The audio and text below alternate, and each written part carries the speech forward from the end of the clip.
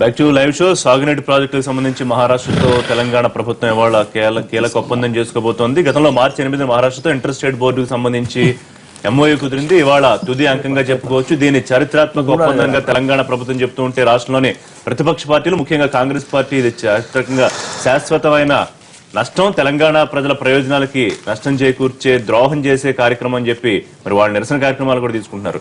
ఎందుకు అంత వ్యతిరేకత వ్యక్తమవుతోంది? ఈ అంశం మీద వాళ్ళ లైవ్ షోలో మనం మాట్లాడదాం.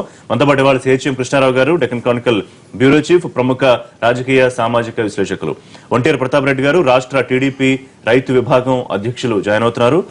సిహెచ్ ఉమేష్ రావు గారు, తెలంగాణ కాంగ్రెస్ ముఖ్య అధికార ప్రతినిధి. ఎర్రోళ్ల శ్రీనివాస్ గారు, టీఆర్ఎస్ ముఖ్య నేత. కృష్ణారావు గారు, నిజంగా చారిత్రాత్మక ఒప్పందంగా చూడాల్సిన అవసరం ఉందా? సరే, దీని ప్రయోజనాలన్నీ మనం గతంలో కూడా మాట్లాడుకున్నాం. ఒకవేళ అయితే కనుక ప్రధాన ప్రతిపక్షంగా ఉన్న కాంగ్రెస్ ఇంత స్థాయిలో నల్ల జెండాలు, నల్ల బ్యాడ్జీలు పెట్టుకుని ఊరూరా జిల్లాలో నిరసన కార్యక్రమాలు చేసే అంత వ్యతిరేకత ఎందుకు చూపిస్తాం?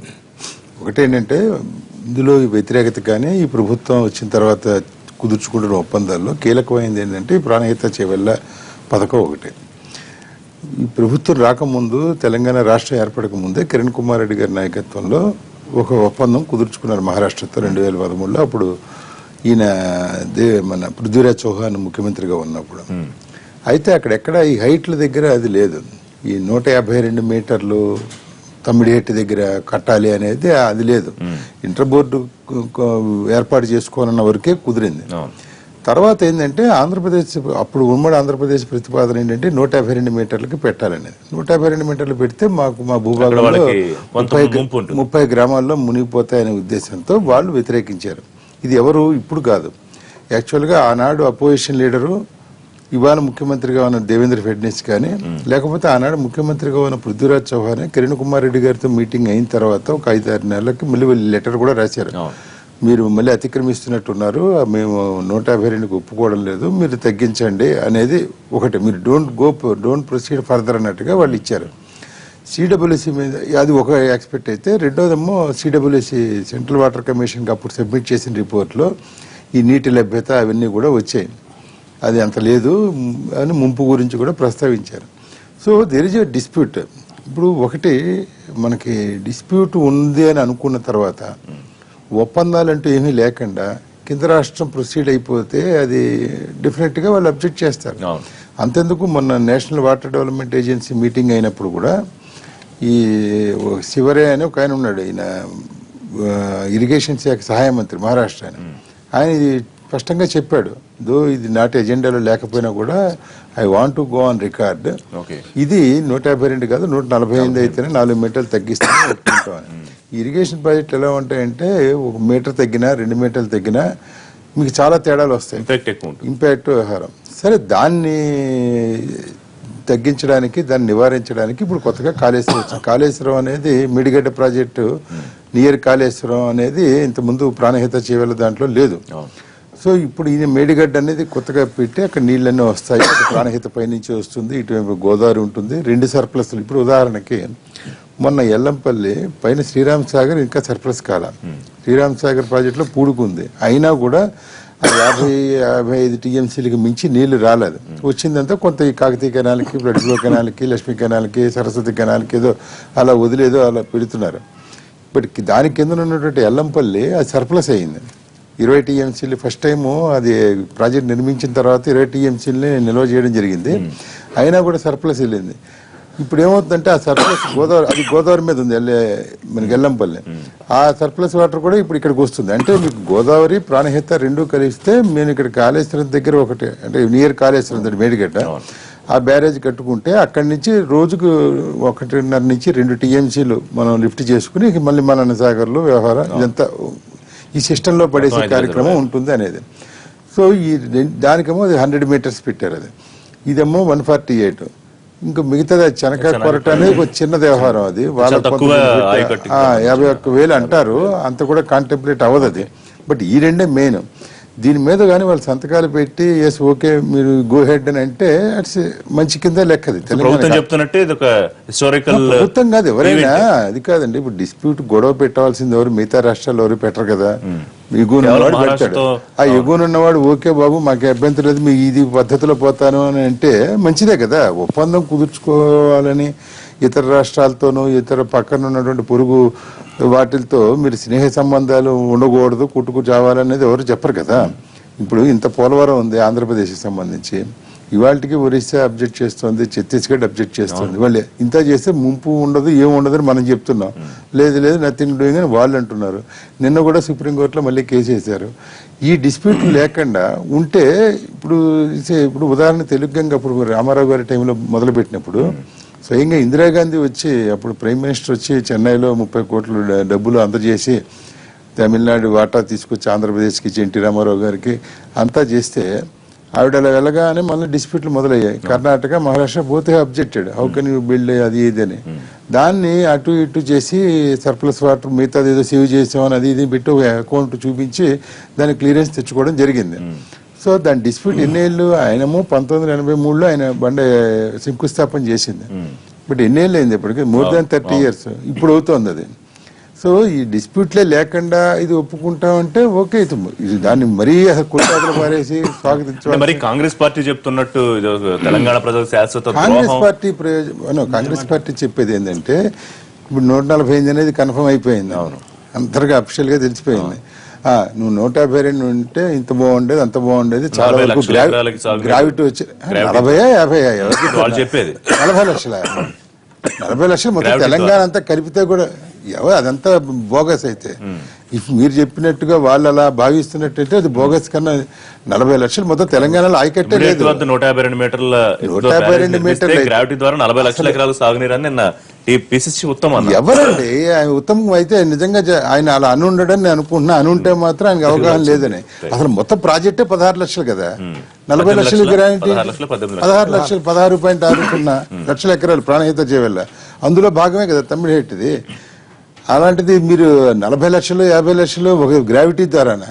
గ్రావిటీ ఎందుకు వస్తుంది? ఎవరు చెప్పారు గ్రావిటీ అని? రాజశేఖర రెడ్డి గారి టైంలో ప్రతిపాదించినటువంటి ప్రాణహిత చేవల స్కీమ్లోనే చాలా లిఫ్ట్లు ఉన్నాయి. ఒకటి కాదు, రెండు కాదు, చాలా లిఫ్ట్లు. గ్రావిటీ కొంతవరకు గ్రావిటీ ప్రాణహిత నుంచి లేకపోతే అదే మన అవగాహన, మరి అది తప్పు అయ్యి ఉండొచ్చు, రాసే రిపోర్టర్ అవగాహన కూడా ఉండాలి కదా. సో అదేం తప్ప 40 లక్షలు లేదు, ఏమీ లేదు. గ్రావిటీ కొంతవరకు ఉంటుంది, కొంత మిగతా అంతా లిఫ్ట్లే ఉన్నాయి అంతే తప్ప అది ఎక్కడ ఉంది? దాని హైట్ 152 మీటర్లు, అది ఎక్కడ ఉంది? 1780 అడుగులు ఎక్కడ? హైదరాబాద్ ఎక్కడ ఉంది? ఇంకా దాని కింద ఉన్న చేవెళ్ళ హైట్ ఎక్కడ? ప్రతాప్ రెడ్డి గారు, మీరు ఎట్లా చూస్తున్నారు తెలుగుదేశం పార్టీ? సరే, కాంగ్రెస్ వ్యతిరేకత పక్కన పెడితే తెలుగుదేశం పార్టీ ఈ ప్రాజెక్టుల ఒప్పందాలను ఇవాళ మహారాష్ట్రతో చరిత్రాత్మక ఒప్పందంగానే భావిస్తోందా? ఈ ప్రాణహిత చేవెళ్ళ అనేది తెలుగుదేశం పార్టీ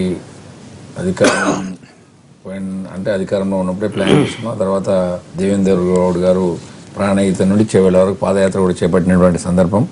ఆ రోజుల్లో మరి రాజశేఖర రెడ్డి గారు ప్రాణహిత చేవెళ్ళ డిపిఆర్ తీసుకొచ్చేసి 152కి కట్టుకున్నట్లయితే వారిని ఎల్లంపల్లి అంటే మన తుమ్మిడియేటి నుంచి ఎల్లంపల్లి వాటికి గ్రావిటీ చేసుకోవచ్చు. అక్కడ నుండి కూడా 1-2 లిఫ్ట్లతోని ఎక్కువ వాటర్ తీసుకొచ్చుకునే సోర్స్ ఉంది కాబట్టి ఆ రోజు అక్కడ తుమ్మిడియేట వద్ద కూడా 120 నుంచి 160 టీఎంసీ లబ్ధి వాటర్ దొరుకుతుందన్న ఉద్దేశంతోనే అక్కడ ప్లాన్ చేయడం జరిగింది. డిపిఆర్ అయింది, ప్రాజెక్టులు టెండర్స్ కూడా అయినాయి, వర్క్ కూడా స్టార్ట్ అయిపోయింది, 10,000 కోట్లు ఖర్చు కూడా అయిపోయింది. ఇవాళ ఈ ప్రభుత్వం వచ్చేసి దాదాపు 28 మాసాలు కంప్లీట్ అయిపోయిన తర్వాత ఈ రోజు వచ్చేసి మేము రీడిజైనింగ్ రీఆర్గనైజేషన్ అని చెప్పేసి పెట్టుకొని దాదాపుగా 35,000 కోట్లతో కంప్లీట్ కావాల్సినటువంటి ప్రాజెక్టును 83,000 కోట్లకు పట్టుకెళ్ళారు. ఆ ప్రాజెక్ట్ కంప్లీట్ అయ్యేసరికి దాదాపుగా 150,000 కోట్లు రేట్లు పెంచుకుంటూ పోతే దాదాపుగా 2-3 years 4-5 years అంటే దాదాపు చాలా ప్రాజెక్టులు మనం స్టార్ట్ చేసి అవ్వచ్చు. 100% అవుతుంది. కాస్ట్ ఎక్స్కలేషన్ పెరిగిపోతుంది. ఏ ప్రాజెక్ట్ కూడా 10 సంవత్సరాల లోపల పూర్తి చేసుకున్నటువంటి ప్రాజెక్టులు మన దేశంలో ఎక్కడ కూడా లేవు. ఇలా కేసీఆర్ గారు చెప్పినట్టు 18 మాసాలలో సంవత్సరంలో కంప్లీట్ అయ్యే ప్రాజెక్టు ఎక్కడా లేదు. ఇలా మల్లన్న సాగర్ కట్టాలంటే కూడా మల్లన్న సాగర్ అనే చాలా దాదాపుగా 23,000 కిలోమీటర్ల బండ్ ఉంది. భారతదేశంలో ఏ ప్రాజెక్టు కూడా 23,000 బండు లేదు. దానికి కావాల్సినటువంటి గ్రావెల్ కానీ శాండ్ కానీ మెటల్ కానీ చాలా అవసరం రిక్వైర్మెంట్ ఉంటుంది. అవన్నీ పక్కన పెట్టి అవి ఎక్కడ అవైలబిలిటీ ఉందో కూడా తెలియదు గవర్నమెంట్కి. ఏదో పెట్టాలని చేసి ఒక హంగామా క్రియేట్ చేసినటువంటి ఆలోచనలో టీఆర్ఎస్ ప్రభుత్వం ఉంది. టీఆర్ఎస్ ప్రభుత్వం ఇలా రాష్ట్రంలో అంటే పెండింగ్ ప్రాజెక్టులు కనుక పూర్తి చేసుకుని ఉన్నట్లయితే, పాత ప్రాజెక్టులన్నీ పూర్తి చేసినట్లయితే ఈ 2 సంవత్సరాల కాలంలో 30 లక్షల ఎకరాలకు నీళ్లు వచ్చేది. ఇలా దాదాపు 1,350 టీఎంసీలు పోయి సముద్రంలో పడిపోయింది. ఇప్పుడు మన ప్రాణహిత ఇంద్రావతి నుండి కూడా దాదాపు 400-500 టీఎంసీలు వెళ్ళిపోయింది. మరి ఈ వాటర్ అంతా సేవ్ అయ్యేది. ఈ వాటర్ అంతా లిఫ్ట్ చేసుకుని ఉంటే తెలంగాణలో దాదాపు 46,000 చెరువులు ఉన్నాయి, వాగులు ఉన్నాయి, వంకలు ఉన్నాయి, చిన్న చిన్న ప్రాజెక్ట్స్ ఉన్నాయి. అవన్నీ చేసుకోవాల్సిన అవసరం ఉంది. ఇవాళ ప్రభుత్వం అంటే కొత్తగా ఇవాళ ఒకనాడు అడ్వర్టైజ్మెంట్స్ చేయట్లేదు. మొన్న కేసీఆర్ గారు మహారాష్ట్ర పోయినప్పుడు ఒకసారి, అంతకంటే ముందు పోయినప్పుడు ఒకసారి, దాదాపుగా ఈ ప్రాజెక్టుల మీద అడ్వర్టైజ్మెంట్ అంటే అగ్రిమెంట్లకే 100 కోట్లకు పైచీలు ఖర్చు పెట్టింది. అంటే అడ్వర్టైజ్మెంట్ ప్రభుత్వం ఏమో చేస్తున్నటువంటి ప్రజలకు చెప్పడానికి ఈ అడ్వర్టైజ్మెంట్ల మీద 100 కోట్లు ఖర్చు అయిపోయింది. ఇది 100% తప్పని చెప్తున్నా. ఒక ప్రజలకు కావాల్సిన నీళ్లు అడ్వర్టైజ్మెంట్లు కావు. ప్రభుత్వం టీఆర్ఎస్ ప్రభుత్వం ఉంది, వాళ్ళు ప్రాజెక్టులు కడితే నీళ్లు వస్తే ప్రజలు పర్ఫెక్ట్ గా ప్రాక్టికల్ గా చూస్తారు కదా. మీరు వెల్కమ్ చేస్తున్నారు కానీ అడ్వర్టైజ్మెంట్లకు వ్యతిరేకం అంతే కదా తెలుగుదేశం పార్టీ. ఎట్లా మీరు ప్రభుత్వం తెచ్చుకోవడానికి వ్యతిరేకం కానీ మొత్తం ప్రాసెస్ ప్రాణహిత చేవెళ్ల ప్రాజెక్టును డిమాండ్ చేసిందే మేము. ప్రాణహిత దాన్ని పాదయాత్రలు తీసుకొచ్చింది మేము. 152 మీటర్లు ఉండాలని చెప్పిందే మేము. ఇవాళ 152 మీటర్ల కోసం ప్రభుత్వం ప్రయత్నం చేస్తే తెలుగుదేశం పార్టీ పక్కగా అక్కడ మోడీ గారితో మాట్లాడడం కానీ పక్క రాష్ట్రంతో మాట్లాడడం కానీ మేము సిద్ధంగా ఉన్నాం. అఖిలపక్షం ఏర్పాటు చేసి 152 పెట్టుకున్నట్టయితే గ్రావిటీ కింద మన పవర్ కూడా సేవ్ అవుతుంది. మేము 152 కట్టాలనేది మా డిమాండ్. 152 డిమాండ్ తో ఎప్పటికీ అది ముందుకెళ్లకుండా అలా ఉండిపోవడం కరెక్ట్. ఏదో ఒక ఒప్పందంతో ముందుకెళ్ళడం. వీళ్ళు చేసిన ఒప్పందం ఏమింది? 148 అంటే కిరణ్ కుమార్ రెడ్డి కాలంలోనే రాజశేఖర రెడ్డి కాలంలోనే అగ్రిమెంట్ అయిపోయి ఉండేది. వీళ్ళు ఉరగబెట్టింది ఏముంది? 148 150 పట్టుకోలేదు కదా, కానీ 151కి పట్టుకోలేదు కదా. ఇప్పుడు వీళ్ళు వాళ్ళు మహారాష్ట్ర వాళ్ళు ఏదైతే ఉందో వాళ్ళు ఏం చెప్తుండ్రో వాళ్ళ దానికి అగ్రిమెంట్ అయిపోయి వాళ్ళు చేసిన డ్రాఫ్టింగ్ మీద వీళ్ళు సంతకాలు పెట్టడానికి మహారాష్ట్ర పోతున్నారు. కానీ మహారాష్ట్ర వాళ్ళకి సరెండర్ అయిపోయింది ప్రభుత్వం. తెలంగాణ ప్రభుత్వం పూర్తిగా సరెండర్ అయిపోయి ఏదో ఒకటి చేసుకోవాలన్నటువంటి ఆలోచన వీళ్ళకి వచ్చి ఉండొచ్చు. కానీ అది తెలంగాణ ప్రాంతంలో ఉండేటువంటి ప్రజలకు తీవ్రంగా నష్టం జరుగుతుంది అన్నటువంటి విషయం మరి ముఖ్యమంత్రి గారు గమనించి ఆయన తెలియని ఏముండదు, కావాలి ఏదో ఒకటి క్రియేట్ చేయాలి, ప్రజల్ని కన్ఫ్యూజ్ కన్విన్స్ చేసిన పరిస్థితి లేనప్పుడు కన్ఫ్యూజ్ చేసుకుంటూ పోవాలి. ఇది ఇలా రాష్ట్రంలో ఉన్నటువంటి సమస్యలు తీవ్రంగా ఉన్నాయి. 2 సంవత్సరాలు కరువు వచ్చేసి ఈసారి కూడా కరువు వచ్చేసి ఇవన్నీ డైల్యూట్ చేయడానికి ఏదో ఒక చూడండి ఎంత అడ్వర్టైజ్మెంట్స్ పెట్టుకుని ఎంత హంగామా చేసేసి ఇలా మహారాష్ట్ర ఏదో జరిగిపోతున్నట్టు ఏమో క్రియేట్ చేసే పరిస్థితి ప్రభుత్వం. ఏదైనా కానీ తెలంగాణ ప్రజలకి టీవీలలో పత్రికలలో అడ్వర్టైజ్మెంట్ ఇచ్చుకున్నంత మాత్రాన ప్రజలకు లాభం జరిగినటువంటి సందర్భం ఉండదండి. మీరు అనవసరంగా బురద జల్లుతున్నారని టీఆర్ఎస్ నాయకులు కూడా విమర్శించారు. కాంగ్రెస్ పార్టీ చేసుకున్న ఒప్పందాలనే మళ్ళీ చేసుకుంటూ ఫుల్ పేజీ ప్రకటనలు చేసినప్పుడు నిజంగానే చరిత్రాత్మక ఇంతకు ముందు జరిగిందా కాంగ్రెస్ హయాంలో జరిగింది. అది మీకు తెలుసు, కిరణ్ కుమార్ రెడ్డి గారు ఉన్నప్పుడు 158 అనేటువంటిది మనం ప్రపోజ్ చేసాం. అది మనకు ఇక్కడ 148 అనేది కాంగ్రెస్ పార్టీ ఒప్పుకోలేదు. ఇక్కడ 152 కడితేనే బాగుంటుంది అనేటువంటిది అప్పుడు చెప్పినట్టు చేసుకున్నది. తర్వాత వీళ్ళు ఏదో కొత్తగా దాన్ని చేసినట్టుగా 148 ఒప్పుకొని ఒప్పందాలు చేసుకొని దానికి ఫుల్ పేజీ ప్రకటనలు ఇచ్చి చరిత్రాత్మకమైనటువంటి ఒక ప్రచారం చేసుకుంటున్నారు. ఎందుకంటే దానికి ఫుల్ పేజీ ప్రకటనలు ఇచ్చుకొని పెద్ద ఇంత హంగామా ఇవ్వాల్సింది. అంటే వాళ్ళు ఫుల్ పేజీ ప్రకటనలు ఇచ్చినప్పుడే మనం అనుకు వచ్చింది హంగామాని. కాంగ్రెస్ పార్టీ ఏమన్నదంటే మీరు ఇటువంటి గత 2 సంవత్సరాల నుండి మీరు మొత్తం ఏ ప్రాజెక్ట్ కూడా ముందు తీసుకోవాలి. ప్రాజెక్ట్ కంప్లీట్ చేస్తే కాంగ్రెస్ హయాంలో మొదలుపెట్టే ప్రాజెక్టులు కంప్లీట్ చేస్తే ఈ పాటికి 30 లక్షల ఎకరాలు సుమారుగా ఇరిగేట్ అయ్యేది. అట్లా కాకుండా మీరు 2 సంవత్సరాల నుండి ఏం చేయకుండా ఇప్పుడు కొత్తగా ఇప్పుడు మళ్ళా చర్చల స్థాయిలోనే ఉండి ఒప్పందాల స్థాయిలో పెట్టుకొని మీరు ఇది చేస్తారు. ప్రాణహిత చేవెళ్లను ఆదిలాబాద్కి పరిమితం చేశారు. ఈ ప్రాంతాన్ని మొత్తం పాలమూరు రంగారెడ్డిలో కలిపారు.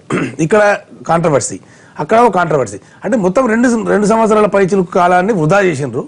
మళ్ళీ ఇప్పుడు ప్రాజెక్ట్ కాస్ట్ పెరిగిపోతుంది. నెక్స్ట్ మనం కంప్లీషన్ స్టేజ్కి వచ్చేవారు. దేని మీద కూడా వీళ్ళకి డీటెయిల్ ప్రాజెక్ట్ రిపోర్ట్ లేదు. మేము అడిగినా, మన పవర్ పాయింట్ ప్రెజెంటేషన్ లో అడిగింది అదే. డీటెయిల్ ప్రాజెక్ట్ రిపోర్ట్ ప్రజల ముందు ఉంచండి. ఇంత వేల కోట్ల రూపాయలు వినండి, కొట్టిపాడేయలేదు అనేది మేము డిబేట్ కి రమ్మని కూడా సవాల్ చేసాం. కాంగ్రెస్ పార్టీ ఓ లైవ్ డిబేట్ కి రమ్మన్నాం. అంటే ఇవన్నీ టెక్నికల్ మ్యాటర్స్ అర్థం కావాలి ప్రజలకంటే లైవ్ డిబేట్ డీటెయిల్ గా జరగాలి అనేటువంటి కాంగ్రెస్ పార్టీ అడిగింది. మీరు రాలేదు. మేము కాంగ్రెస్ పార్టీ సవాల్ చేసింది. మేము మాట్లాడడం దగ్గర ప్రధాన ఇష్యూ ఈ రాష్ట్ర ఖజానాకు సంబంధించిన అంశం, ఎవరు వ్యక్తిగత అంశం కాదు. డెఫినెట్ గా ఇన్ని వేల కోట్ల రూపాయల ప్రాజెక్టులు కట్టినప్పుడు డీటెయిల్ ప్రాజెక్ట్ రిపోర్ట్ అనేది ప్రజల ముందు తప్పకుండా ఉండాలి. ఎట్లా చేస్తారు మీ అలొకేషన్స్ ఏంటి, మీ ఏ రకమైనటువంటి చేస్తారనేటువంటి ప్రభుత్వం కూడా ప్రజల ముందుకు చెప్పాలి. అదే ప్రధాన ప్రతిపక్షంగా కాంగ్రెస్ పార్టీ అడిగింది. అంటే ఇవన్నీ ఖాతరు చేసి మొత్తం బేఖాతరు చేసి ప్రతిపక్షాల మీ ఆస్థాన నిపుణులనే ఉమేష్ గారు ప్రజలకు కూడా అర్థం వాళ్ళ విషయం ఏంటంటే ప్రధానమైన అభ్యంతరం ఏంటి? కాంగ్రెస్ పార్టీకి ప్రధాన ప్రతిపక్షం అభ్యంతరం ఏమిటి ఈ ఇవాళ ఒప్పందాల మీద? ఇది పెట్టి హడావిడి అనే చెప్పదలుచుకున్నాం మేము. అంటే అభ్యంతరం ఏంటంటే మేము పవర్ పాయింట్ ప్రజలు చెప్పిన రేపు కూడా చర్చకు వస్తే మేము చెప్తాం ఇంట్లో జరుగుతున్నటువంటి అవాస్తవం. ఎందుకంటే మీ ఆస్థాన నిపుణులతోనే మీరు వ్యవహారం చేస్తున్నారు, మీ ఆస్థాన ఇంజనీరింగ్ నిపుణులతోనే. కానీ మీరు ఎవరిని కూడా కాన్ఫిడెన్స్ తీసుకుంటారు ఇక్కడ, ఎవరిని కూడా ప్రతిపక్షాలను ఎవరిని కాన్ఫిడెన్స్ తీసుకున్నప్పుడు ఇది మొత్తం గోప్యంగా జరుగుతుంది, ఇది చాలా దుర్మార్గంగా జరుగుతుంది అనేటువంటిది కాంగ్రెస్ ఇది ఓపెన్ గానే జరుగుతుంది కదా. ఏంటి డీటెయిల్ ప్రాజెక్ట్ రిపోర్ట్ చెప్పలేదా?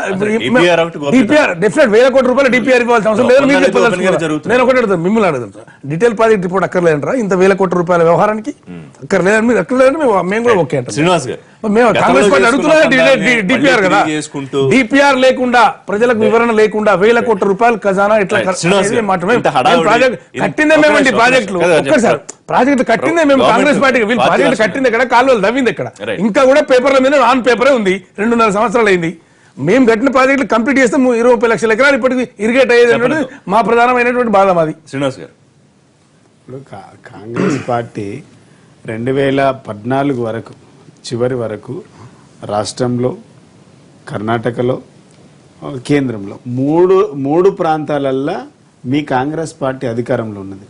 నిజంగానే తెలంగాణ ప్రాంతానికి, తెలంగాణ ప్రజలకు, తెలంగాణ రైతాంగానికి, తెలంగాణ ప్రాజెక్టులకు ఏమైనా చేయాలన్నటువంటి చిత్తశుద్ధి మీ దగ్గర ఆ శక్తి సామర్థ్యాలు ఉంటే చేసేవాళ్ళు.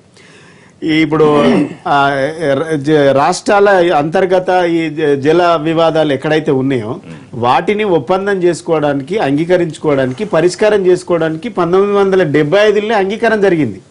మరి అప్పటి 75 నుంచి 2014 వరకు కాంగ్రెస్ పార్టీ, తెలుగుదేశం పార్టీ అధికారంలో ఉన్నాయి కదా, మరి ఎందుకు చేయలేకపోయినరు? ఇలా మేము చేసిన వాటిని ఏ పని చేసినా కూడా మీరు ప్రచారం కోసం చేస్తానో, ఏ పని చేసినా కూడా మీ అవసరాల కోసం వినండి. మీరు ఒక మంచి కార్యక్రమం చేసే ముందు నిజంగా ఎక్కడైతే లోపాలు ఉన్నాయో ఎత్తి చూపాలి. ఈ కార్యక్రమం చేసే ముందు ఖచ్చితంగా ఎక్కడైనా కూడా ఒక మహత్తరమైనటువంటి ఒక హిస్టారికల్ కార్యక్రమం ఇది మీరు చేయలేరు.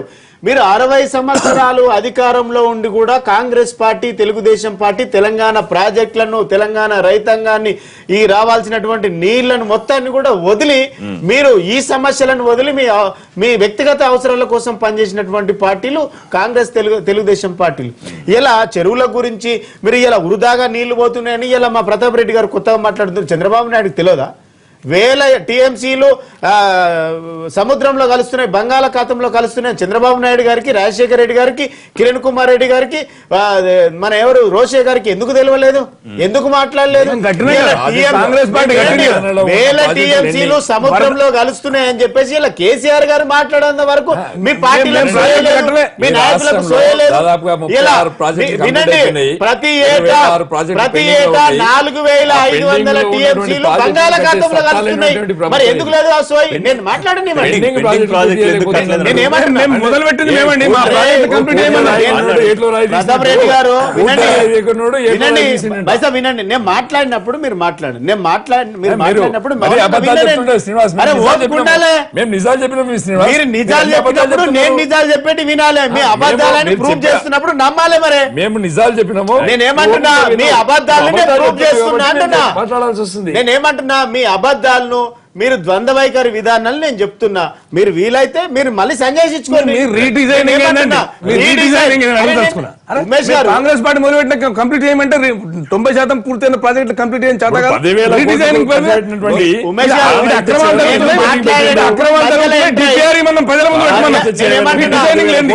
మధ్యలో ఆయన మొదలు ప్రాజెక్టులు మొదలుపెట్టింది ఉలికి కాదు. మీరు ప్రాజెక్టులు కట్టే దమ్ము మీకు లేదు. కట్టింది కాంగ్రెస్ పార్టీ. మేము కట్టిన ప్రాజెక్టు ఉలికి కాదు. రాష్ట్ర ప్రజలు నష్టం చేస్తున్నది మా బాధ. ఇక్కడ కాదు, మీకు ప్రాజెక్ట్ కట్టే సత్తా దమ్ము మీకు లేదు. అవి కట్టే మేము 90% మేము కట్టే ప్రాజెక్టులు 10% పూర్తి చేయలేదు. మీరు రీడిజైన్ ప్రాజెక్ట్ కంప్లీట్ చేస్తారంటే దాదాపు 3 సార్లు పేపర్లలో ఫ్రంట్ పేజీలలో అడ్వర్టైజ్మెంట్ చేసి అడ్వర్టైజ్మెంట్ ఇస్తారు, హడావిడి చేసుడు తప్ప వీళ్ళతో ఎక్కడే చేతన అవుతుంది. 2.5 సంవత్సరాలు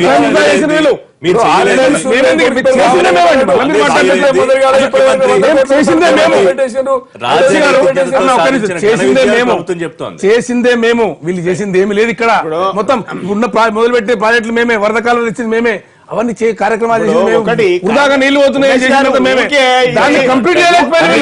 ఒకటండి వీళ్ళకి ప్రాజెక్ట్ ఆయన- కెనాల్ దవ్వాలండి వీళ్ళు ఆయన conclude ఒక చేయండి. కెనాల్ దవ్వల వీళ్ళ ప్రభుత్వం ఆయన వీళ్ళు ఇంకా మాట్లాడదు మా మీద మాట్లాడదు ఆయన conclude చేయండి. కాంగ్రెస్ మీద మాట్లాడదు దమ్ము వీళ్ళకి లేదు కెనాల్ దవ్వలే 2 సంవత్సరాల ఒక ఏం నిమిషం. చేశారండి మీరు కాకతీయ మిషన్ పెట్టి మొత్తం ఫ్రాడ్ మీ మొత్తం కాకతీయ మిషన్ లా మీకు చరిత్ర reverse చేశారు. లైవ్ డిబేట్ సమాధానం రమ్మన్నాం చెప్పాలా? కాంగ్రెస్ పార్టీ లైవ్ డిబేట్ రమ్మన్నాం సమాధానం చెప్పాలా? లైవ్ డిబేట్ రమ్మన్నాం కాంగ్రెస్ పార్టీ శ్రీనివాస్ స్టాండ్ ఇది శ్రీనివాస్, ఏం మాట్లాడతారు? ఉమేష్ గారు, break. ఒక మాట 100 సార్లు ఒక్క మాట కాదు మేము లైవ్ డిబేట్ రమ్మన్నాం ప్రజల ముందు మీ బండారం బయట పెడతాం చెప్పుకుంటూ పోతే ప్రజల ముందు మీ బండారం పెడతాం బయట అని చెప్పినాం వినే ఓపికే ఉండాలి. ఒప్పుకే కాదండి మీరు అబద్ధాలు చెప్తాం ప్రజలకు తప్పుడు సంకేతాలు అవుతాయి కదా అవసరం లేదు కదా. మీరు కట్టని వాళ్ళు మాట్లాడదని చెప్పారు మీరు కెనాల్- చెప్పని వాళ్ళు కదా మీరు. మీరు కెనాల్ దవ్వని వాళ్ళు మేము ప్రాజెక్టు కట్టే వాళ్ళ గురించి మాట్లాడదని చెప్తున్నాను నువ్వు ఏం చేస్తావో చెప్పుకో ఇక ప్రజలకు చెప్పు చేశారు. మీరు చేసేది ఏందో ఆయన చెప్పండి మాట్లాడండి. ప్రజలకు. ఆయన కెనాల్ దవ్వలని నీ ప్రభుత్వం మాట్లాడండి. 2 సంవత్సరాలుగా ప్లీజ్ విషయాన్ని డైవర్ట్ చేయొద్దు.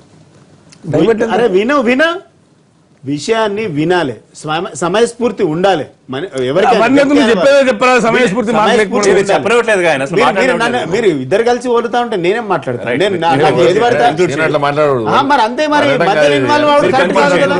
మీరు నేను కూడా మీరు అంటే ఊరుకుంటావా? మాట్లాడే ముందు మీరు మాట్లాడినంతసేపు సభ్యులతో వినండి. మాట్లాడాలి శ్రీనివాస్. అందుకనే మీరు చేయలేని పనులు, మీతోని చేతగాని పనులు, మీరు అవసరం ఉండి కేంద్ర ప్రభుత్వము రాష్ట్ర ప్రభుత్వాలలో అధికారంలో ఉండి చేయలేని పనులు ఈ రాష్ట్ర ప్రభుత్వం చేస్తూ ఉన్నది.